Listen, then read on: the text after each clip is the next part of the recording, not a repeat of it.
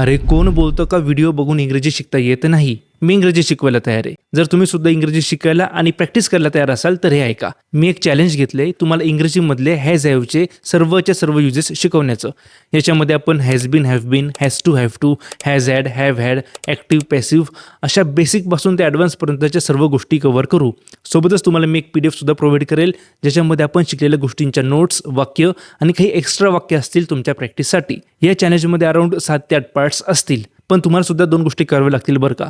पहिली गोष्ट, या चॅनलला लगेच फॉलो किंवा सबस्क्राईब करा म्हणजे सर्व पार्ट्स तुम्हाला वेळेवर मिळतील. नाहीतर काही पार्ट्स तुम्हाला मिळणार नाहीत आणि मग सर्व गडबड होऊन जाईल.